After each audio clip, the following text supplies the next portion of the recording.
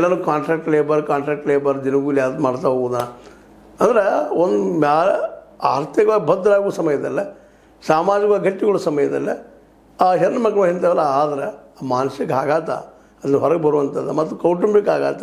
ಪಾಪ ಈ ದುರಂತಗೊಳ್ಳಂಥ ಹೆಣ್ಣುಮಕ್ಳು ತಂತಾಳಿ ಏನು ಮಾಡ್ಬೇಕು ಪಾಪ ಅವ್ರದ್ದು. ಹೆಚ್ಚು ಮೇಲೆ ಬಡತನದಲ್ಲೇ ಕೆಳ ಮಧ್ಯಮ ವರ್ಗದ ಹೆಣ್ಮಕ್ಳು ಅಥವಾ ಕುಟುಂಬದಲ್ಲೇ ಆದಂಥವು ಇವೆಲ್ಲ.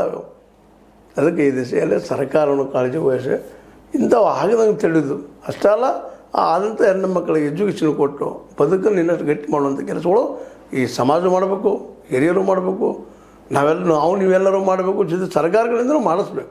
ಇದಕ್ಕೆ ಬಿಟ್ಟು ಮಧ್ಯದ ಖರ್ಚು ಮಾಡ್ತದೆ ಬರೀ ರೋಡಿಗೂ ಅದಕ್ಕೂ ಡೆವಲಪ್ಮೆಂಟ್ ಹೇಳ್ತಾ 40-60% ತಿನ್ಕೋತ ಹೋಗುವಂಥದ್ದು ಡೆವಲಪ್ಮೆಂಟ.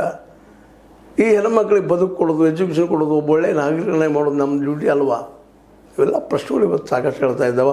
ಈ ಮಂಡ್ಯದ 131,354 ಬಾಲ ಗರ್ಭಿಣಿಯರು ಇವತ್ತು ಇವೆಲ್ಲ ಪ್ರಶ್ನೆ ಹುಟ್ಟಾಕ್ತಾ ಇದ್ದಾರೆ. ಅವ್ರ ಬದುಕು ಹೆಂಗಪ್ಪ ನಾಳೆ ಅಂತೇಳಿ ಹೇಗೋ ಮುಚ್ಚಿ ಹೋಗ್ಬೋದು, ಅದು ಏನೇನೋ ಮಾಡ್ಬೋದು, ಅಪಾರ್ಷಣೆ ಮಾಡ್ಕೋಬೋದು, ಮತ್ತೆ ಮುಚ್ಚಿ ಹೋಗ್ಬೋದು. ಬಟ್ ಆಘಾತ ಆಗಿದ್ದನ್ನು ಯಾರು ತಡಲಿಕ್ಕೆ ಸಾಧ್ಯ ಅಲ್ವಾ? ನಿಮಗೇನು ಅನ್ನಿಸ್ತದೆ? ಈ ಪಾಪ ಬಾಲಕಿಯರ ಮೇಲಾದಂಥ ಅತ್ಯಾಚಾರಕ್ಕೆ ಹೊಣೆಗಾರರು ಯಾರು? ಸಮಾಜನ, ಸರ್ಕಾರನ?